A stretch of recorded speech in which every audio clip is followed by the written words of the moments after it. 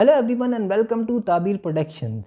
आज मैं कोई मूवी या टीवी सीरीज़ के बारे में बात नहीं करूँगा। आज हम बात करेंगे एक बुक के बारे में, और ये हमारी बुक रिव्यूज़ की एक डोमेन है जो इस वक्त आप देख रहे हैं। तो मुझे उम्मीद है कि जिस तरह से आप हमारी हॉरर स्टोरीज़ की सीरीज़ को सपोर्ट करते हैं या आप हमारी मूवीज़ एंड टीवी रिव्यूज़ की जो सीरीज़ है उसे सपोर्ट करते हैं, उसी तरह से आप इस बुक रिव्यूज़ को भी सपोर्ट करेंगे इस हमारी जो डोमेन है। तो चैनल पे नए हैं तो चैनल को सब्सक्राइब कीजिए, वीडियो को लाइक कीजिए और अपने फ्रेंड्स के साथ शेयर कीजिए। ज़्यादा कुछ बोलेंगे नहीं इस पर। तो जनाब, आज जो बुक हम लेके आए हैं, this is my most favourite book in English literature. Seriously, इस बुक का नाम है जनाब द साइलेंट पेशेंट, और ये साइकोलॉजिकल थ्रिल के ऊपर जो है ना वो बुक बेस करती है। यार, इसको ना अगर आप टॉप 10 में अपनी कोई लिस्ट बनाऊँ ना इंग्लिश बुक्स की, और तो मैं उसमें से रख सकता हूँ। हम यहाँ पे इंग्लिश बुक्स और उर्दू बुक्स भी लेके आएंगे, जो ख़ास तौर से मैं कोशिश करूँगा उर्दू की जो अंडररेटेड बुक्स हैं। तो खैर, आते हैं अपनी साइलेंट पेशेंट के ऊपर।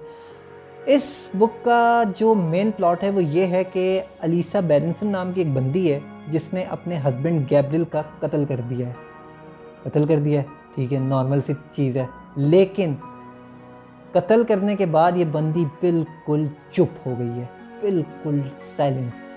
तभी तो इस बुक का नाम है द साइलेंट पेशेंट।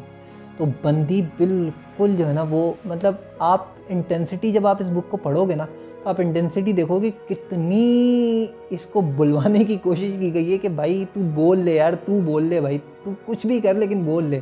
लेकिन ये बंदी ना टस हो रही है ना मस हो रही है, वही बात है। तो खैर, इस बुक के अंदर जो है वो एक दूसरा कैरेक्टर भी है, हमारा मेन लीड थियो फेबर।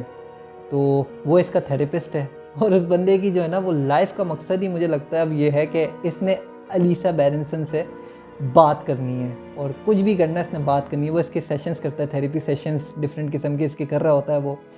तो बुक के अंदर हमें दो नैरेटिव्स दिखाए जाते हैं। पहली एक स्टोरी चलती है अलीसा बेरेंसन की, क्योंकि जो थियो है उसका थेरेपिस्ट, उसे मिलती है अलीसा बेरेंसन की डायरी। अब उसमें अलीसा बेरेंसन के चाइल्डहुड से लेके उसकी जो है वो अडल्ट लाइफ और young life and adult life और सारी, मतलब जो है ना वो उसकी स्टोरी है। और दूसरी तरफ हमें थियो का नैरेटिव भी दिखाया जाता है। तो थियो का नैरेटिव हमें दिखाया जाता है, और उसका भी जो है ना बिल्कुल हमें शुरू से मतलब दिखाई जाती है। तो ये दो टाइमलाइंस चल रही हैं पैरेलल, और क्या ही हो कि अगर ये दोनों टाइमलाइंस इंटरट्वाइन हो जाएं, आपस में मिल जाएं। खैर, ऐसा होता है या नहीं ये आप ये बुक पढ़ के ही जाने।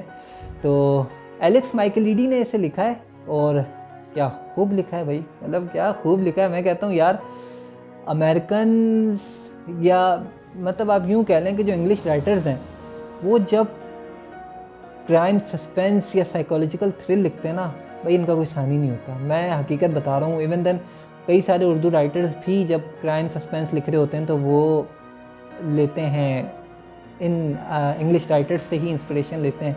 अब मैं आपको बताऊं, जो लोग इंग्लिश लिटरेचर के स्टूडेंट्स हैं उनको ये चीज़ पता होगी कि एगाथा क्रिस्टी नाम है वो, तो उनका एक, आप यूँ कह लें कि एगाथा मिस्ट्री उनको कहा जाता है, क्योंकि मर्डर मिस्ट्री उन्होंने बहुत ज़बरदस्त लिखी है। कभी मौका मिले तो वो भी पढ़िएगा। तो खैर, हम बात कर रहे थे और मैं इधर उधर निकल गया हूँ। तो हम बात करते थे साइलेंट पेशेंट की। तो ये बहुत ज़बरदस्त आपको जो है ना वो बांध के रखती है अपने साथ बुक। और क्या एलिसा बेरेंसन जो है वो बात करेगी, क्या थियो फेबर जो है वो बात करवा पाएगा इससे, या कहानी में कोई और ट्विस्ट है, ये जानने के लिए आपको ये बुक पढ़नी पड़ेगी। और कहीं पे भी बोरिंग नहीं होती बुक। आप, मतलब मैं कहता हूँ बहुत कम ऐसी चीज़ें हैं जिनके ऊपर मैं नेगेटिव पॉइंट्स नहीं निकाल सकता, और this book is one of them. मैंने ढूंढने से भी इससे मुझे जो है ना वो कोई इसमें नेगेटिव पॉइंट नहीं मिला। तो खैर, आप इस बुक को रीड कीजिए, आपको बहुत मज़ा आएगा। आपको जो है ना वो कहते हैं ना पेज टर्नर टाइप की बुक आप इसे कह सकते हैं। तो रीड कीजिए इस बुक को, और मैं मिलता हूँ आपसे फिर किसी वीडियो में। Till then, take care.